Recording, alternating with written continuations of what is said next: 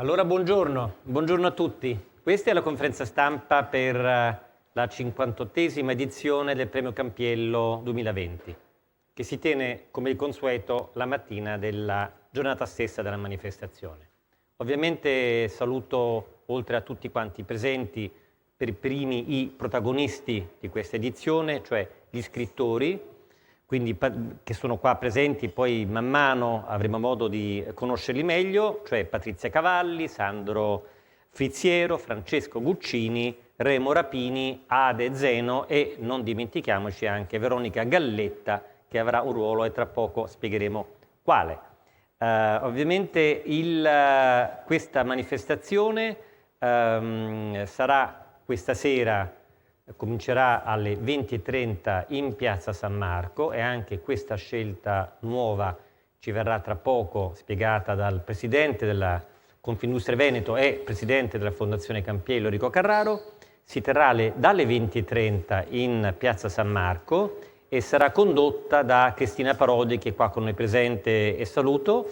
Vi sarà una diretta streaming sul sito di Rai Cultura attraverso Rai Play, raicultura.it, e sarà girato contemporaneamente un film documentario che riprenderà il meglio della serata più il lavoro importante che la Rai ha fatto in questi giorni di riprese, e questo film documentario sarà visibile a partire dal 19 settembre su Rai 5 in prima serata e poi sarà costantemente di nuovo trasmesso nei giorni successivi. Questo consentirà a chi non ha potuto godere della cerimonia di questa sera vedere nel dettaglio, o lo streaming ovviamente, poter rivedere il film documentario della Rai. Saluto ovviamente tutti i giornalisti presenti e le personalità che sono qua con noi oggi, ognuno dei quali ha un ruolo, cioè Enrico Carraro, Piero Luxardo, Riccardo Di Stefano, Eugenio Calearo Ciman. A questo punto direi cominciamo subito e chiedo al presidente della Fondazione Campiello, di cui vi sto avendo, Enrico Carraro, di potermi raggiungere al palco perché credo che sia importante per noi e per tutti quanti voi non solo conoscere dalle parole di Enrico Carraro qual è il suo ruolo per il suo primo premio Campiello, ma anche, è una mia curiosità, come mai questa scelta così importante di aprire la piazza più importante del mondo al premio Campiello. Presidente Carraro. Buongiorno, benvenuti. Era una scelta non scontata e come non è scontato l'appuntamento di oggi. Il Paese nei mesi scorsi ha vissuto periodi molto complicati e anche per il Campiello non vi nascondo che è stato un periodo complicato che ci ha imposto anche di ripensare a quello che era il format che negli ultimi anni avevamo e si era consolidato, ma ben vengano anche questi eventi così per portare dei cambiamenti anche all'interno delle nostre organizzazioni. La piazza era una mia idea, a me piaceva che questo tipo di eventi devono essere condivisi il più possibile con il pubblico. Volevo uscire dal chiuso dei palazzi, volevo avere un'esperienza e un contatto diretto anche con la città. In un anno come questo, dove siamo stati così abituati, l'hanno chiamato, sbagliando, distanziamento sociale, comunque chiamiamolo distanziamento fisico, è un momento di riaggregazione in sicurezza. Secondo me era un percorso dovuto per il Campiello. Lo faremo con ogni attenzione. Un tributo anche alla città di Venezia che prima del Campiello aveva già avuto uno shock per l'alluvione di novembre, quindi un motivo anche per metterci del nostro anche per far salire, per riportare un attimo di vita alla città. La Piazza San Marco sarà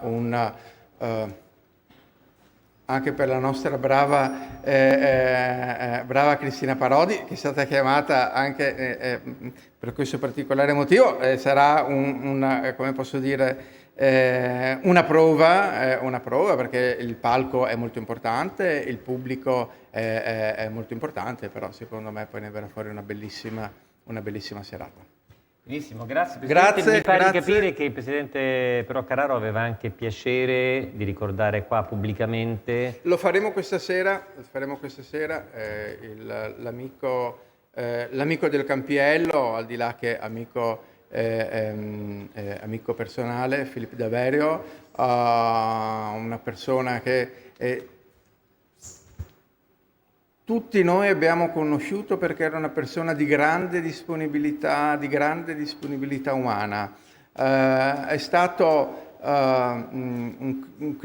nemmeno un critico, attore protagonista del panorama culturale italiano. Quello che mancherà di più sarà il suo lato umano, secondo me, che era splendido. Siamo oggi nella sua Venezia e dobbiamo anche così onorare la sua assenza. Benissimo, Grazie. grazie Presidente Carraro, e come ci ricordava appunto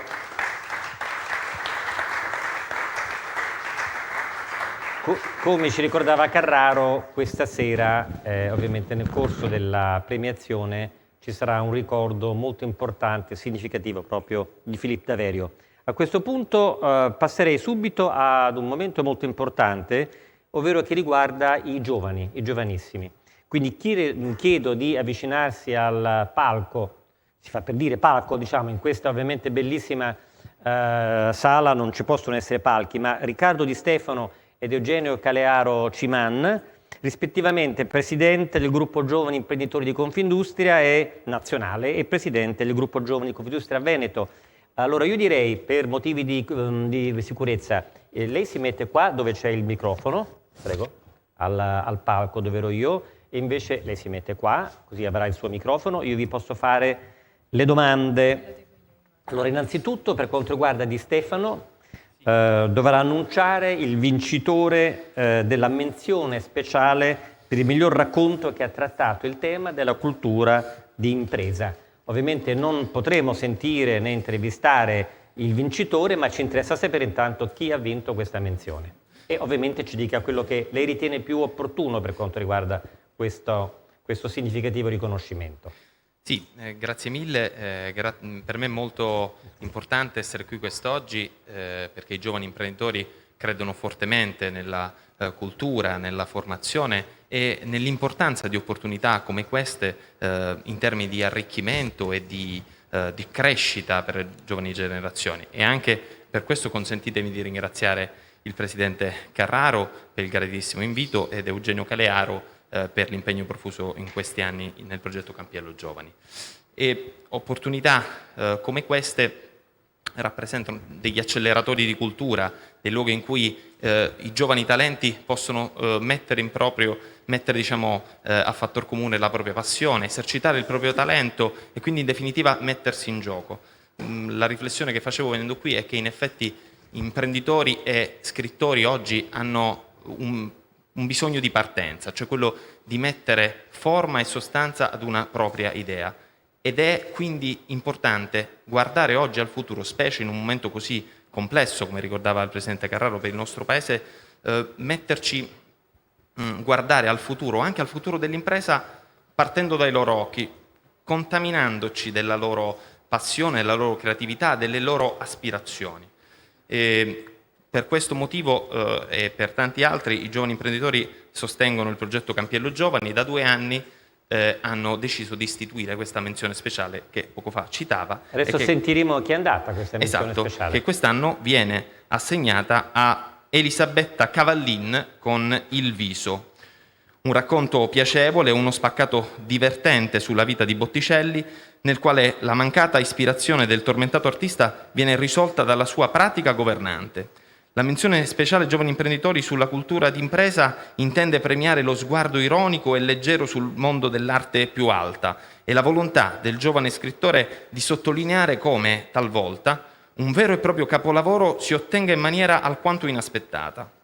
Inoltre, si è voluto premiare l'attenzione alle risorse umane e al loro imprescindibile ruolo per il successo di ogni attività imprenditoriale. Quindi mi consentite complimenti ad Elisabetta, che è giovanissima. Bene, complimenti. C'è qui in sala con noi Elisabetta Cavallin, prego si alzi. si faccia vedere, se può, solo per un attimo, si tolga la mascherina per i fotografi, perché magari lei diventerà una scrittrice famosa, come noi ci auguriamo, quindi è giusto che sia immortalata, ovviamente, senza la mascherina, così.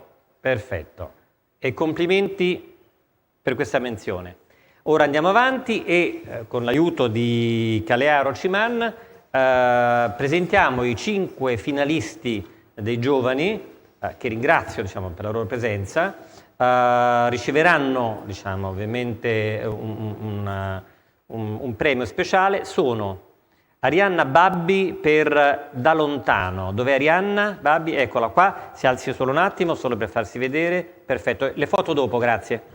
Poi abbiamo Michela Panichi con Meduse, eccola qua, grazie per essere con noi. Poi Sahara Rossi Yolanda, benissimo.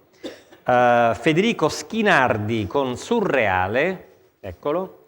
E Flavio Zucca con Ladro di Zaffiri, o di Zaffiri, perché su questo ovviamente si apre un lungo dibattito, che però non sarà questo il momento in cui lo faremo. A questo punto ovviamente la parola a Kalearo Ciman. Grazie. Però Leone, lei mi ha un po' sconvolto la scaletta. Perché Come? Mi ha un po' sconvolto la scaletta. Quindi adesso devo annunciare il vincitore? Il vincitore, certamente. Adesso noi annunciamo il vincitore. Chiedo conferma al Presidente del Comitato di Gestione. Lo possiamo fare? Visto che siamo nella sede ufficiale della conferenza stampa. Un'indicazione, non una richiesta.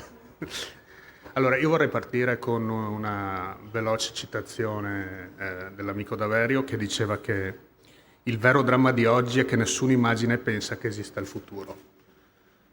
L'ho detto negli anni passati, lo ripeto quest'anno, il fatto di avere dei giovani che si mettono in gioco, che tirano fuori quello che hanno dentro, che lo mettono nero su bianco e affrontano una giuria, ci dà una grande speranza per quello che è il futuro del nostro paese. Sapete che, o forse non lo sapete, ve lo dico io, quando arrivano i racconti alla giuria non c'è né il nome, né la provenienza, né l'età di chi l'ha scritto. Quindi si va a selezionare veramente il merito e la bravura e i contenuti di questi racconti. Non c'è nessuna sorta di distribuzione territoriale, come purtroppo si trova in tante altre istituzioni. Quindi sarebbe bello che anche in altri ambiti della società si rinunciasse a quello che è il manuale Cencelli per ricorrere al manuale Campiello. Per cui, detto questo, vado a annunciare. Questa è una frase non banale, rinunciare al manuale Cencelli per un Campiello. Questa ce la segniamo perché devo dire effettivamente è molto efficace. Sentiamo chi dei 5 scrittori ha vinto il Campiello Premio Giovani. Allora, E anche la motivazione, anzi forse comincerei dalla motivazione e poi direi chi è, se lo ritiene. cominciamo col titolo. Col titolo. Allora, il vincitore o la vincitrice di questa edizione, la 25esima del Campiello Giovane, con Meduse, è Michela Panichi, o Panichi, Zaffiri e Zaffiri.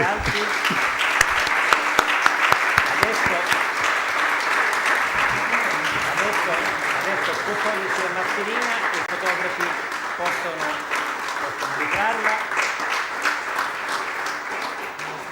Bene.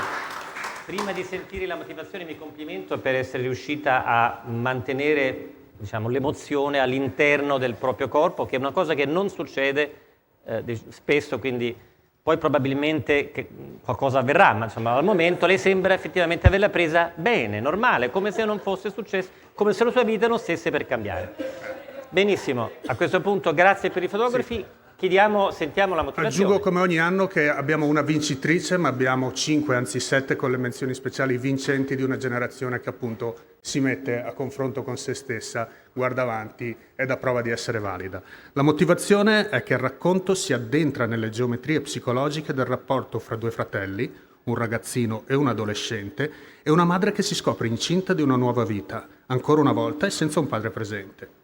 L'evento sconvolge, ridefinisce e alla fine ridispone in nuovo equilibrio le relazioni fra personalità diverse che la giovane autrice sa tratteggiare con finezza, pur con qualche ingenuità, nel ricorso a immagini e temi convenzionali.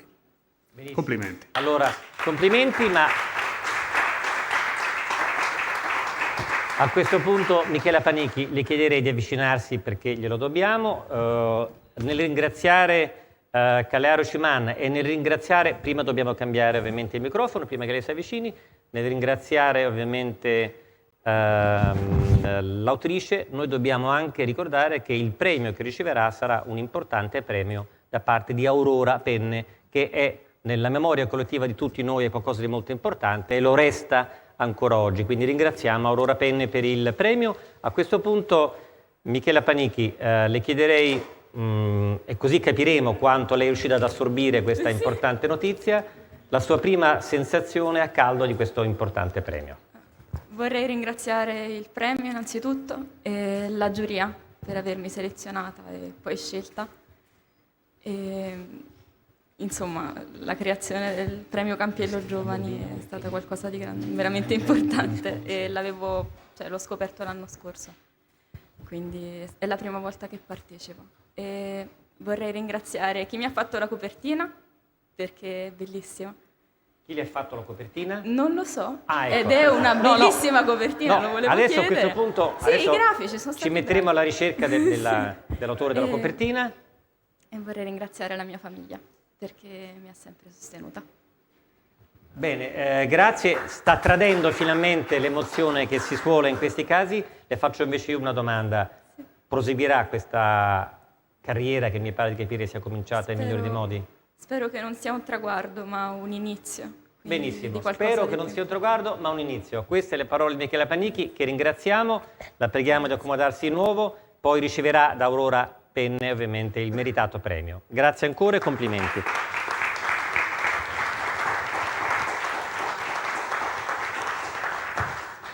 Molto bene, allora adesso entriamo ancora di più nel vivo e per conoscere meglio, chi non li conosce ovviamente, ma per conoscere meglio ovviamente, scusatemi, nel frattempo dobbiamo fare alcune manovre di sanificazione, i nostri illustri ospiti. Cominciamo proprio con Patrizia Cavalli.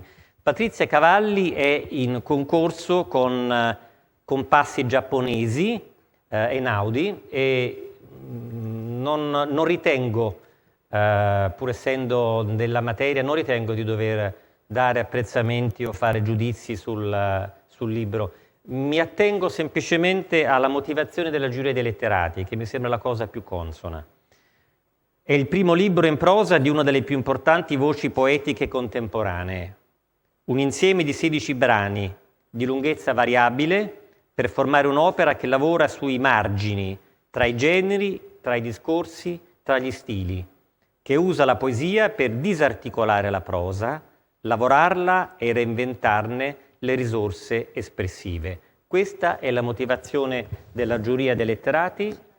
Il microfono ce l'ha già. Si riconosce nella motivazione della giuria dei letterati per quanto riguarda il suo libro e soprattutto vogliamo sentire da lei il suo pensiero sul libro che ha scritto, perché è la prima volta che si cimenta con la prosa, anche se molte di queste cose probabilmente giacevano da qualche parte. Sì, certo, non si scrive un libro così semplicemente decidendo di mettere insieme di fare delle cose. Molte esistevano già, sono state scelte, ma già la scelta è una forma di immaginazione, è una forma di creazione scegliere, perché scegliere è molto difficile. E alcune cose, sì, la maggior parte già esistevano, le altre sono state scritte, insomma, infatti non c'è cronologia. Io sono un po' per natura anticronologica, quindi in questo caso soprattutto non ho messo le date. Senta, ma per una scrittrice affermata come lei, anche una performer, perché lei diciamo che non ha soltanto scritto poesie, tra l'altro conosciute nel mondo, ma ha fatto tante esperienze anche teatrali. Ricordavo prima di essere stato a Spoleto nel 2016 a vedere Tre risvegli, che era una performance teatrale con la regia di Martone, proprio tratta, diciamo, da uno dei suoi scritti. Ecco, questa esperienza del Campiello com'è per Patrizia Cavalli? Questa esperienza del Campiello, questa novità di essere qua? Beh, ma molto faticosa. Sembra. Molto faticosa. Perché non mi era mai successo di un premio che dura 3 giorni. Certo. E che Poi io non so un granché, quindi sono un po' debole, diciamo. Però credo che questa fatica sarà ripagata dal fatto di sentire l'amore, la stima e l'affetto da parte di tutte le persone che leggono i suoi libri e anche di quelli che l'hanno conosciuta magari proprio grazie al Campiello. Sì, grazie. Benissimo, grazie a Patrizia Cavalli, grazie per la sua presenza qua con noi oggi. E adesso, sempre per non dover dare io dei giudizi e non appropriarmi di giudizi altrui, vorrei, prima di dare la parola a Francesco Guccini, vorrei ricordare la motivazione della giuria dei letterati per la presenza di Francesco Guccini in Cinquina.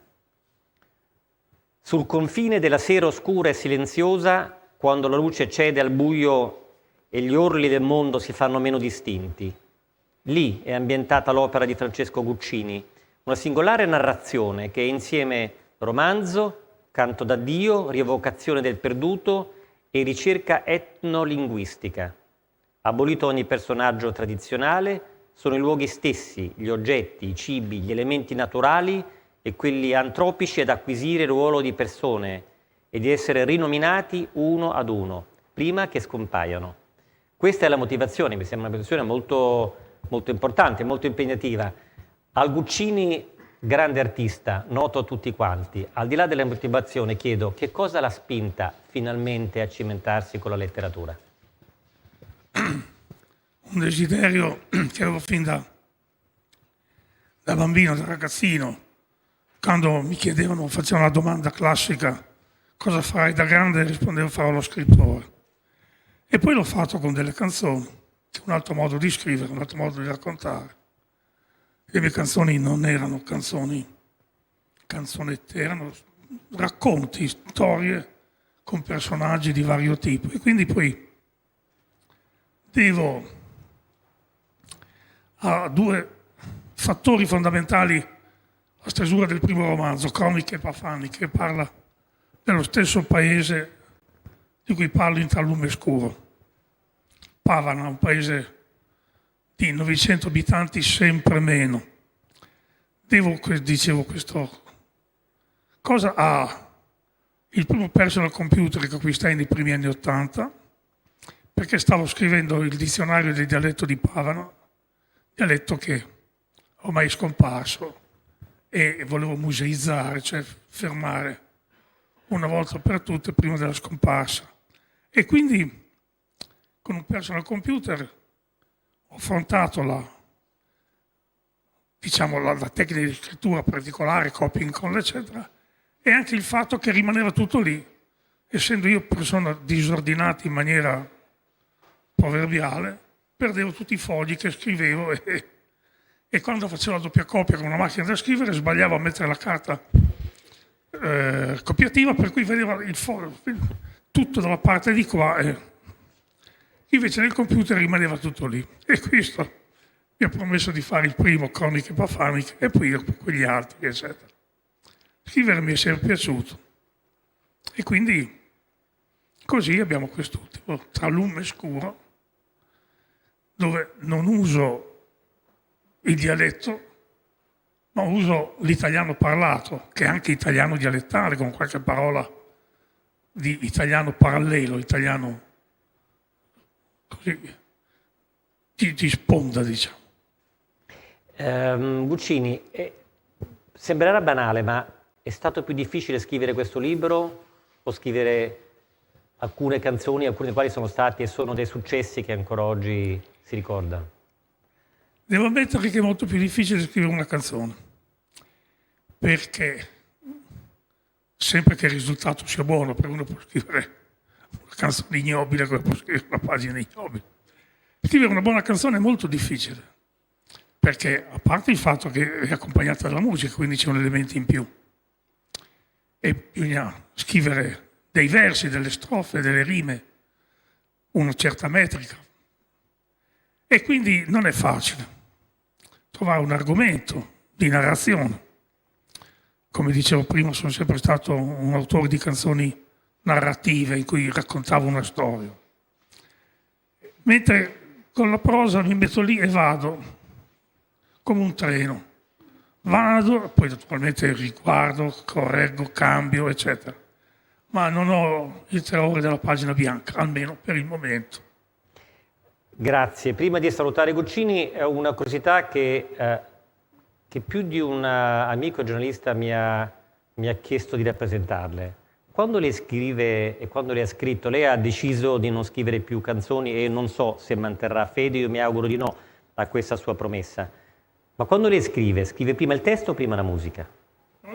Scrive prima il testo o prima la musica? Ah no, scrivo contemporaneamente. A parte il fatto che non scrivo più canzoni non perché mi sia saltato il ghirbizzo, è che le canzoni non mi venivano più, non mi uscivano più. E quindi ho smesso per quello, invece di arrampicarmi sugli specchi così. Ma partivo con un'idea, con un giro di armonico sulla chitarra, con una linea melodica, e questa linea melodica faceva sì che le prime parole uscissero e cominciassero a prendere forma in un certo modo. Allora, grazie a Francesco Guccini Grazie a voi. per la generosità con la quale si è raccontato.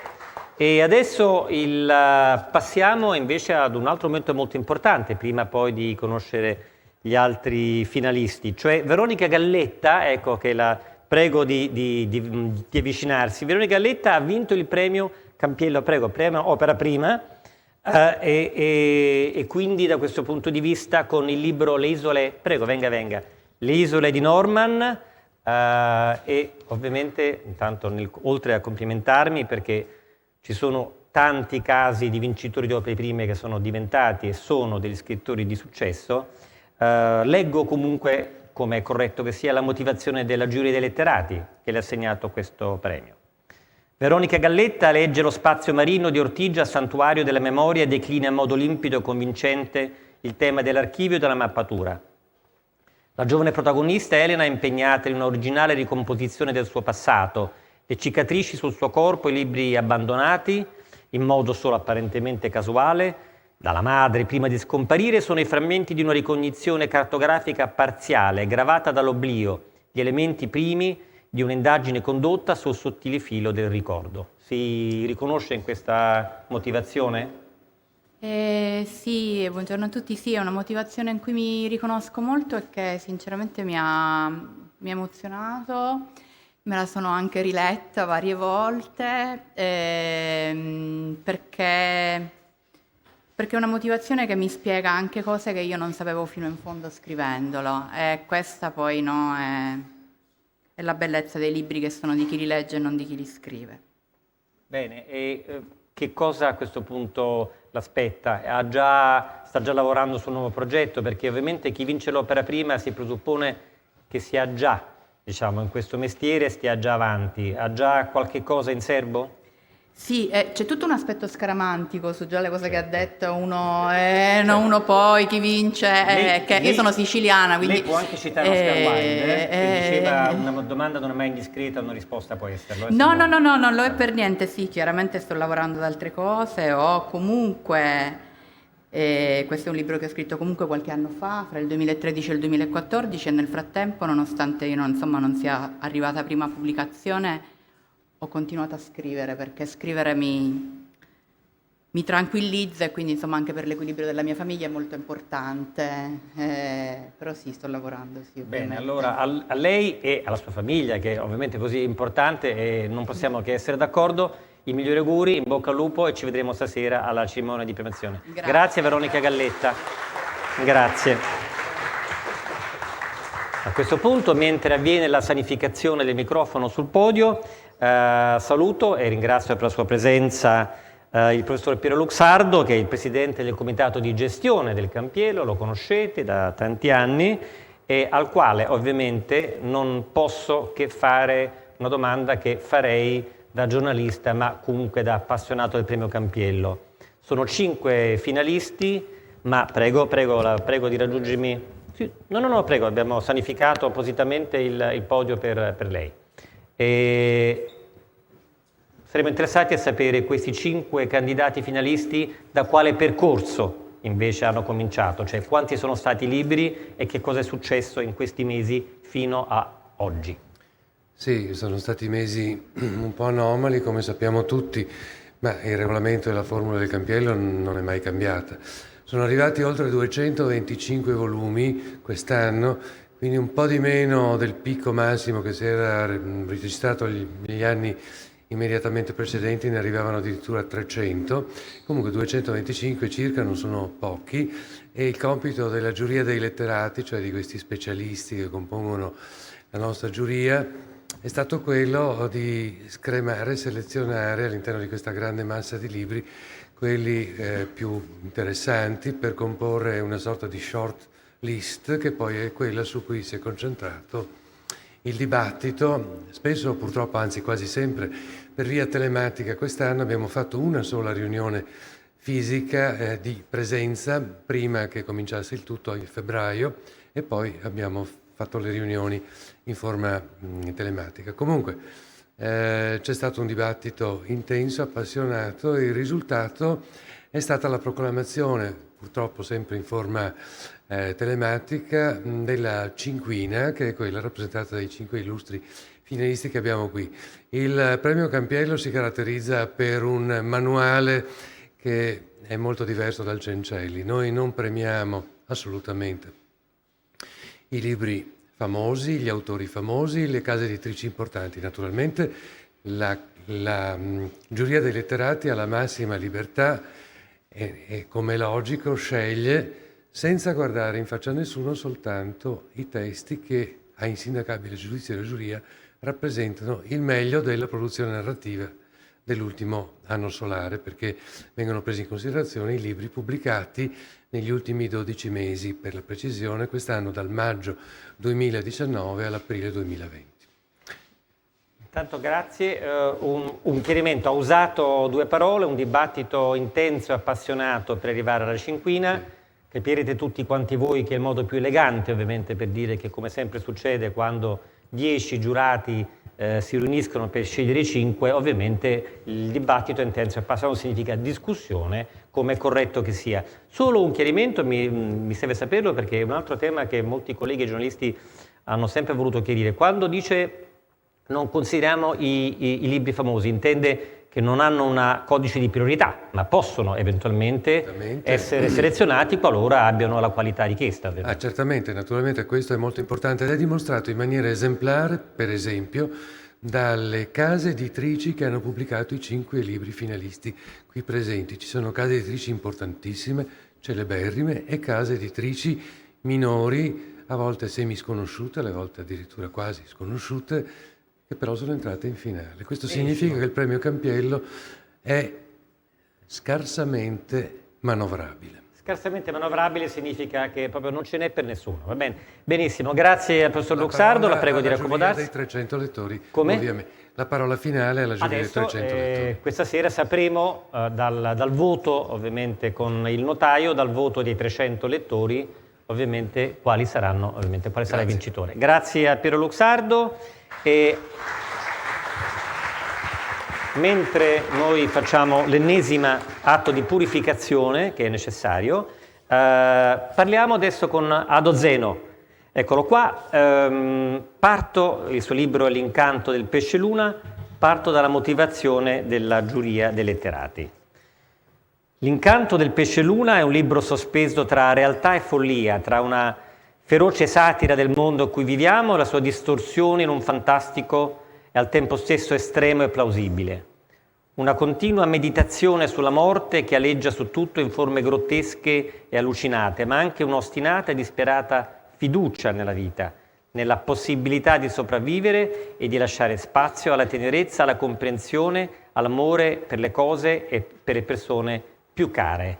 Questa è la motivazione, ovviamente, della candidatura del libro di Ado Zeno, che a questo punto è venuto con noi, e chiederei ovviamente di raccontarci, se può, qualcosa del suo libro in più, di quello che abbiamo capito dalla motivazione.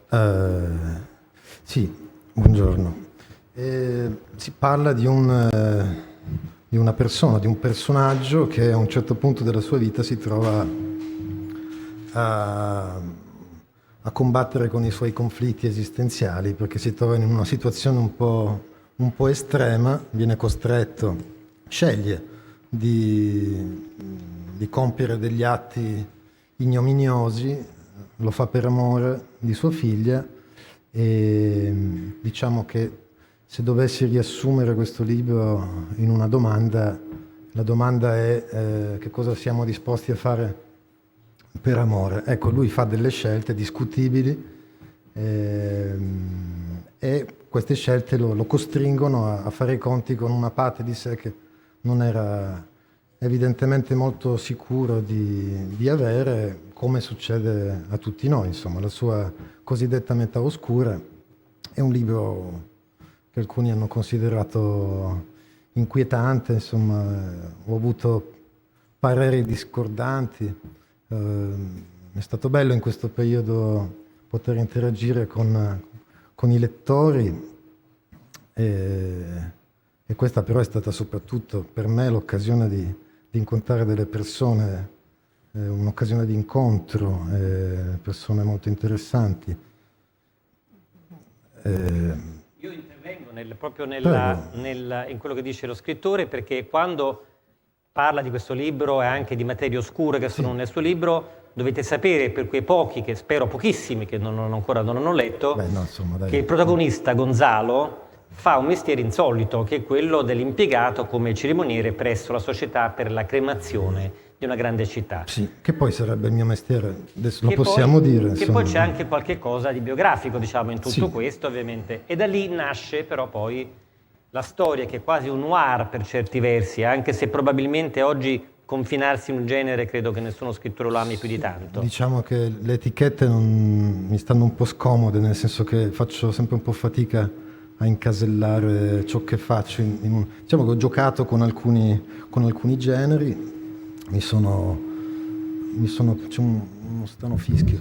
Mi sono parzialmente divertito a scrivere, a fare questo gioco e sì, ho utilizzato anche degli elementi della mia quotidianità, della mia professione, della mia vita, che però sono stati più che altro un pretesto per dare una casa abitabile a questo personaggio.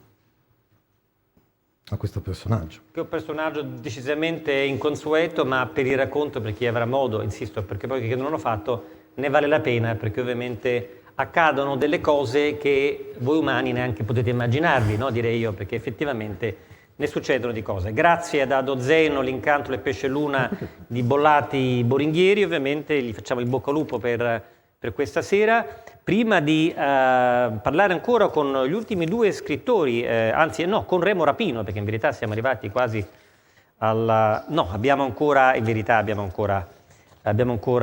oltre Rapino Fizziero. Allora, invece io vorrei ricordare che questo premio Campiello si avvale ovviamente della collaborazione di illustri ed importanti, del sostegno di grandi aziende. Oggi, come sapete, la cultura non può essere realizzata senza anche l'impegno delle grandi aziende, sia che siano istituzioni che siano aziende private. Ebbene, io credo sia doveroso ricordarle. Sono Intesa San Paolo, Eni, Umana, Cattolica Assicurazioni, Fincantieri, Alperia Sum, Pirelli, Team, Seingim, Sidi, con la collaborazione anche di Grafica Antiga, Fondago dei Tedeschi, Consorzio di Tutela Prosecco Doc, Scuola del Vetro Abete Zanetti, Salviati, Misericordia di Venezia, Print Materia, Magis, The Merchant of Venice, Cenacolo Artom, Azimut Rossimoda, Trenitalia Vettore Ufficiale, Community Group Corporate Communication, RAI in quanto main media partner e RAI Cultura come media partner. Il premio, lo ricordo, si avvale del patrocinio della Regione Veneto, della collaborazione e del sostegno del Comune di Venezia, Vela SPA, Muve e di Union Camere Veneto. A questo punto passiamo a Sandro Frizziero con Sommersione, Fazzi editore. Leggo la motivazione dei giurati, non appena la troviamo, eccola qua. Sommersione è una originale vicenda di invenzione capace di rappresentare i tratti tipici del sottile territorio tra mare e laguna veneta, che fa da sfondo alla vicenda. È un romanzo molto originale a partire dalla scelta della seconda persona narrativa, che produce una spiazzante identificazione fra la voce che narra e il personaggio decisamente scomodo. Vorrei partire proprio da qua. Vogliamo spiegare meglio questo concetto della seconda voce narrativa? Sì, buongiorno a tutti. Sostanzialmente io ho utilizzato per raccontare la vicenda e per descrivere il personaggio che è al centro del mio libro, il tu, quindi non è una narrazione in prima persona né in terza. E questo l'ho fatto per esplorare una modalità nuova, diversa, piuttosto rara oggi. In passato si usava forse maggiormente. E dicevo una modalità nuova, un approccio diverso proprio con il personaggio, e di conseguenza fare in modo che il lettore si avvicinasse alla storia che racconto da una prospettiva diversa appunto da quella di solito scelta da chi narra una storia. Una prospettiva che si combina con quello che era anche il tema centrale di cui volevo scrivere, cioè il male, la presenza del male nelle nostre vite, nelle sue varie manifestazioni, in un'ottica non consolatoria, come spesso invece si fa oggi, e in un modo tale da, non dico provocare una sorta di empatia verso il pessimo uomo di cui racconto la storia, ma umana comprensione e vicinanza verso questa persona. Benissimo, mi pare che questo sia stato molto importante chiarirlo, perché effettivamente è una scelta narrativa molto particolare e credo anche molto efficace. Quindi grazie davvero per il suo intervento e ovviamente in bocca al lupo per questa sera. L'ultimo dei libri citati oggi è quello di Remo Rapino, Vita, Morte e Miracoli di Bonfiglio Liborio, Minimum Fax, la motivazione della giuria dei letterati. Liborio Bonfiglio, protagonista dello stralunato romanzo di Remo Rapino, è una via di mezzo tra il classico scemo del villaggio e il pazzo illuminato, che in un linguaggio che pesca direttamente ma sapientemente nei modi più spontanei e sdruciti del parlato, ripercorre la propria vita e con essa un pezzo di storia italiana ben noto al lettore, ma osservato attraverso una lente deformante. Remo Rapino, che cosa ne pensa di questa motivazione e qual è il senso del suo libro? L'essenza, un po' l'anima del libro, che nasce dalla volontà di raccontare la storia di un paese attraverso una periferia esistenziale, attraverso la marginalità. Sono partito in effetti da un verso tratto dall'antologia di Spoon River e poi cantato da De André, che dice appunto: la luce del giorno divide la piazza tra il villaggio che ride e lo scemo che passa. Io mi sono messo su quel lato della piazza cercando di ascoltare la voce di Bonfiglio Liborio e inventando, perché inventare una lingua, un linguaggio è molto più complicato che inventare una storia, inventando un linguaggio che meticciato, un linguaggio fatto di luce e di ombre, un linguaggio a chiaroscuro, fatto di dialettismi, di gergalismi, di sgrammaticature volute, di sintassi errate, cioè di un personaggio che, non conoscendo la lingua italiana, però cerca di parlarlo, ottenendo anche degli effetti un po' comici, un po' divertenti da questo punto di vista. Quindi è un flusso parlato che in certo qual modo si racconta e raccontando racconta gli eventi di un tempo. Liborio è una figura simbolica, un po' può vivere in qualsiasi parte del mondo. Mi piace immaginarlo come una via di mezzo tra un Don Chisciotte e un Forrest Gump, ecco, per un personaggio che vive una follia, ma la follia secondo me a volte può esprimere un'energia forte che può tendere a rovesciare i codici sociali dominanti, a rovesciare le nostre presunte certezze. Ecco, io credo di aver scritto in fondo un libro d'amore che tende ad accettare la diversità e ad accogliere l'altro da noi. Credo che al di là di tutte le letture e le prospettive possibili di lettura, credo che sia questo fondamentalmente, una voce che cammina nella storia. Grazie Remo Rapino, essendo stato professore di filosofia anche nei licei, si capisce ovviamente da come in poche battute abbia potuto con così tanta efficacia raccontare il proprio libro. Chi, se non l'autore, può farlo più di tutti? Quindi grazie e Grazie a ovviamente voi. ci vedremo questa sera. A questo punto abbiamo completato l'incontro con gli scrittori, ma prima di procedere alle eventuali domande dei giornalisti, siamo stati nei tempi, sono le 12:05, abbiamo promesso entro mezzogiorno di concludere questa prima fase di presentazione. Vorrei chiamare qui sul palco un attimo Cristina Parodi, con il microfono. Eccola, grazie Cristina. Questa sera.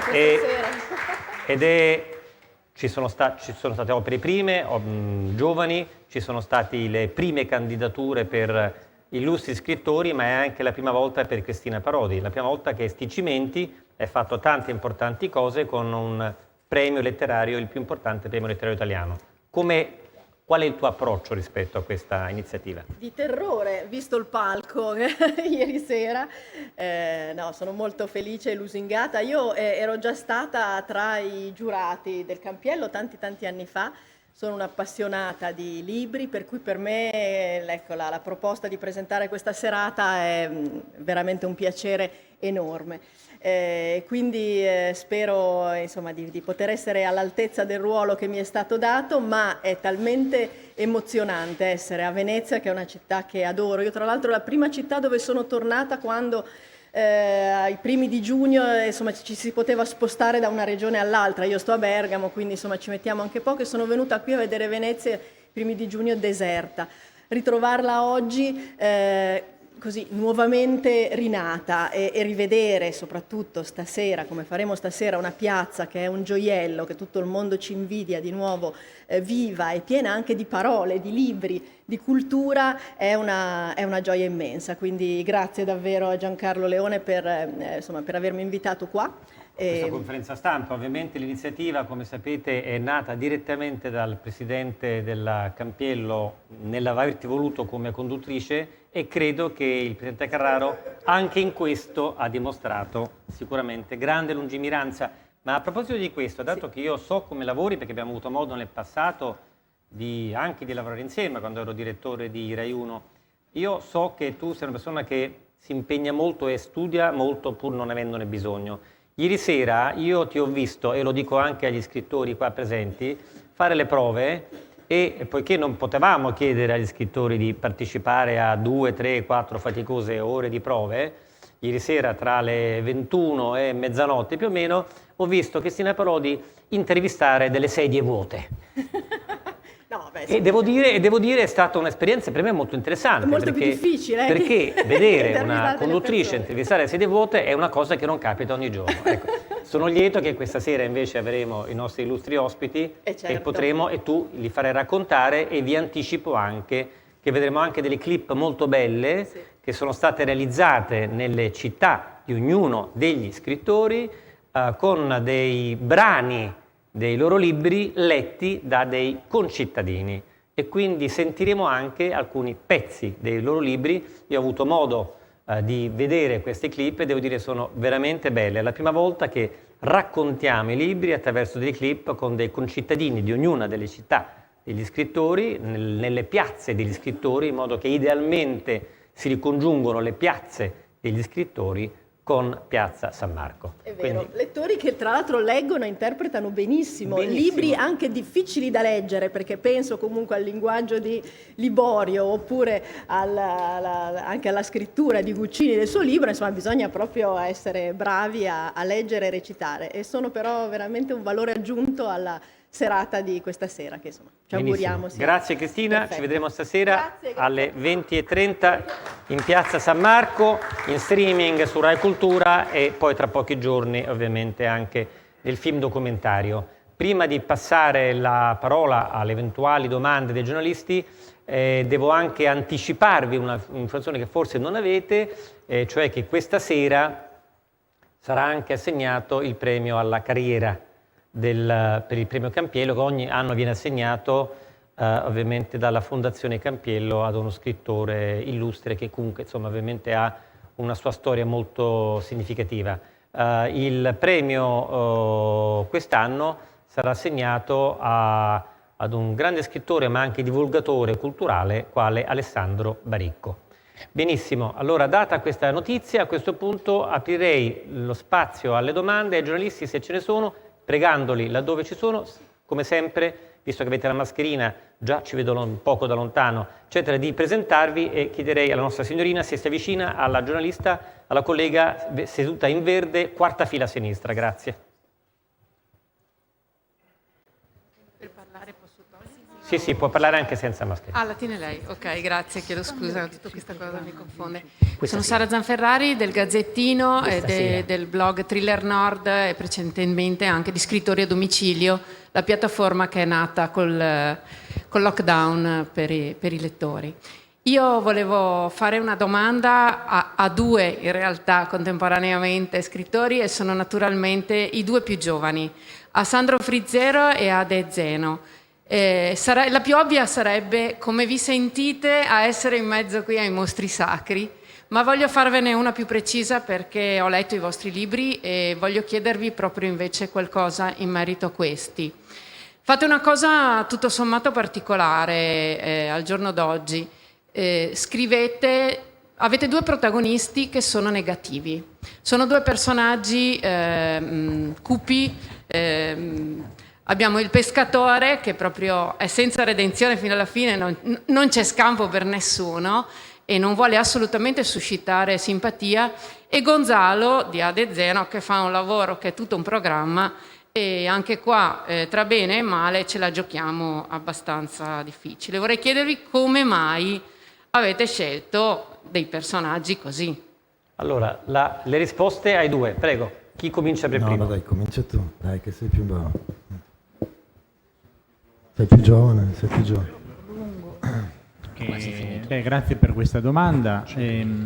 Io credo che l'interesse per questo lato oscuro, per il male, derivi sostanzialmente da una considerazione che oggi si fa un gran parlare di sofferenza, dolore, malinconia, solitudine, tutti diciamo gli aspetti negativi anche della nostra vita, ma lo si fa spesso da una prospettiva assolutamente consolatoria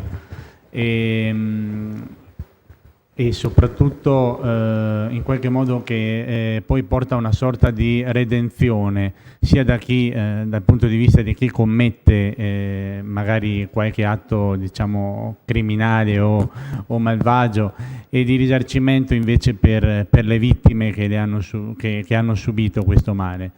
Io credo che questa modalità narrativa sia spesso fittizia, falsa. Io penso che le cose in realtà vadano diversamente, che l'ingiustizia sia spesso un dato di natura e quindi io ho provato a mettere il mio personaggio con le spalle al muro di fronte al male che ha commesso, al male che ha subito, e così facendo anche mettere il lettore con le spalle al muro di fronte a quegli aspetti della realtà che spesso appunto vogliamo accantonare, ma che esistono, agiscono e sicuramente non ci fa piacere leggerli, ma secondo me hanno una loro importanza e un loro interesse. Sentiamo l'altra risposta. Sì, beh, naturalmente sottoscrivo in pieno quello che ha detto Sandro.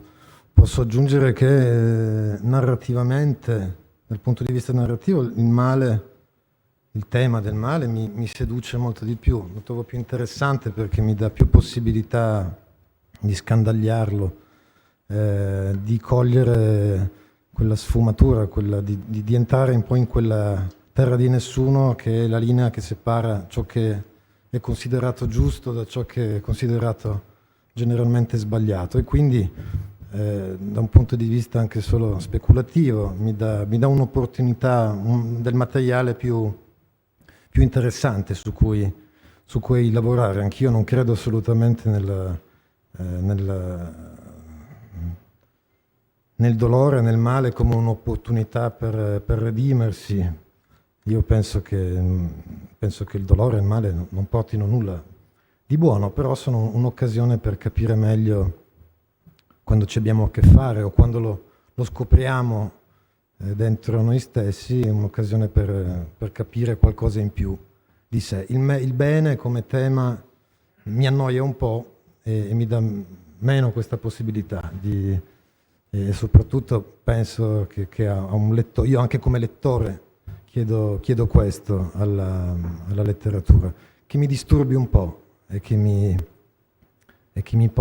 faccia porre delle domande scomode a cui spesso non è facile rispondere, specialmente se sono cose che riguardano noi stessi.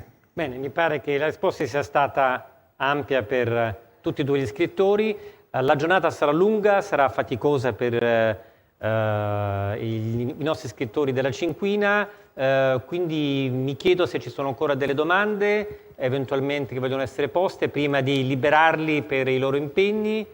Probabilmente abbiamo esaurito tutte le informazioni che vi servivano, quindi a questo punto, nell'essere lieto e nel ringraziare Patrizia Cavalli, Sandro Frizziero, Francesco Guccini, Remo Rapino e Ade Zeno per la loro presenza qua oggi, oltre al presidente Enrico Carraro e a tutti quanti voi, ovviamente vi saluto, vi ringrazio e vi diamo appuntamento questa sera alle 20:30 in Piazza San Marco. Grazie e buongiorno.